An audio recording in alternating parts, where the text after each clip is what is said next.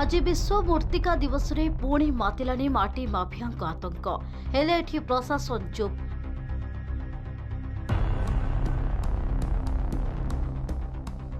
बाली और माटी को सरकार लघु खनिज द्रव्य मान्यता देउथिबा बेले मात्र मानु नाहंती केतेक चोरा माटी माफिया।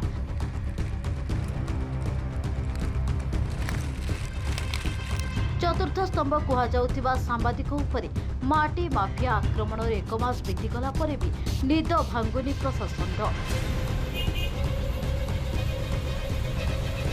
ଏବେ ବି ମିରିଗିଡିଆ କନ୍ଧାରୁ ଦିନ ରାତି ଟ୍ରାକ୍ଟର ହାଇୱା ଓ ଜେସିବି ସାହାଯ୍ୟରେ ଶହ ଶହ ଟ୍ରିପ୍ ଲଘୁ ଖଣିଜ ଦ୍ରବ୍ୟ ଚୋରି କରି ବିକୁଛନ୍ତି ମାଟି ମାଫିଆ।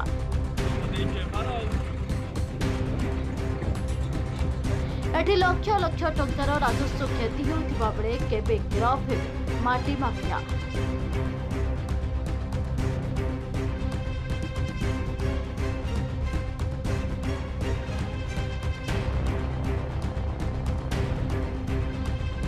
एपटे कुजंग थाना सेपटे अभयजानपुर थाना मझिरे माटी माफिया करुछि खेल एलएडी प्रशासन चुप।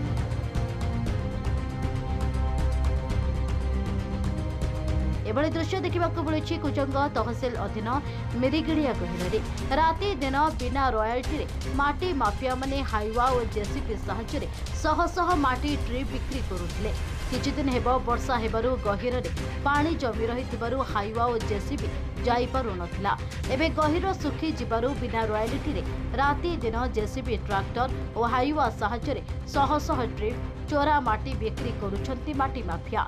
एही माटी माफिया माने चतुर्थ स्तंभ कुहाଯାଉଥିବା ସାମ୍ବାଦିକ ଉପରେ ଆକ୍ରମଣ କରିବାର 1 ମାସ ବିତି ଗଲାଣି ହେଲେ गिरफ हेउनी माटी माफिया। एबे भी माटी माफियाଙ୍କ राज एठी आईन श्रृंखला विपर्यस्त होइगलाणी। एबे माटी बोझई हाइवा और जेसीबी को सीज सह माटी माफियाଙ୍କୁ गिरफ करिबो माइंस विभाग जहाको नै आज जिला प्रशासन को अनुरोध करिसंती कुजंगा ब्लॉक बीजेडी सभापति मनीन्द्र गुरु और समाजसेवी चंद्रशेखर शतपथी। आज समाज रे जहाँ को चतुर्थ स्तंभ बोली कह जाउची जो सांबादिक भाई कुजंग अंचल विशिष्ट सांबादिक दुष्यंत भाई को जो माटी माफिया माने मारिले आक्रमण कले यह निंदनीय कथा अटे। आज तांकु मासे हेलानी तांकु कौनसी कार्यानुष्ठान कि गिरफ करा जाउ नाही।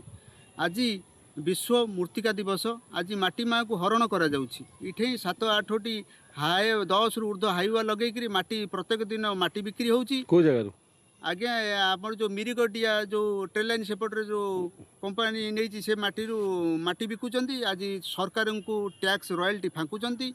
मु तो माननीय जिलापाल महोदय एसपी महोदय को धन्यवाद देवी।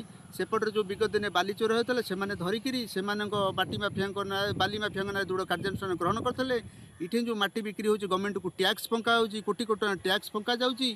तेणु जितेबाला जिलापाल महोदय एसपी महोदय बाली माफिया प्रति दृढ़ कार्यानुष्ठान रोचान ये जो आम माइंस डिपार्टमेंट रही तहसिल डिपार्टमेंट रही एम अंडर में माटीर दायित्व जाइए माटी रॉयल्टी गवर्नमेंट को टैक्स आसुनी माटी माफिया सहित एत अनुप्राणित कहीं एत आत्मीयता कौन पाई से दृढ़ कार्यानुष्ठान ग्रहण कर सांबादिक को माड़ मराई गिरफ करा ये मोर दाबी रोचे। आज जो माटीर पुओ रही माटी पुओ सहित माटी माफिया ये संश्लिष्ट बा जड़ित आज माटी चोरी कर सरकार को रॉयल्टी फांकी जे आज को मासे हेब आमर जड़े कुजंगर वरिष्ठ सांबादिक दुष्यंत माझी जो भाव में आक्रमण करागला सकाल सकाल माटी माफिया माने से माटी माफिया माने एबे भी सक्रिय मझे वर्षा हो माटी उठी पार ना एबे पुणी दिन को 20-30 गाड़ी 40 गाड़ी 50 गाड़ी माटी उठौची।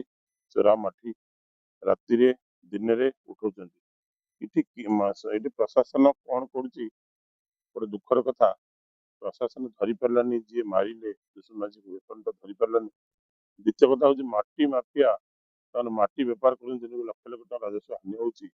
प्रशासन को विनम्र निवेदन कर शीघ्र माटी बंद करा माटी माफिया को गिरफ करा दुष्यंत माझी की जी बाड़ी जो माटी माफिया भी गिरफ करा न पाऊ प्रशासन बापा मान गिरफ करा माँ अटक रखा जाऊ।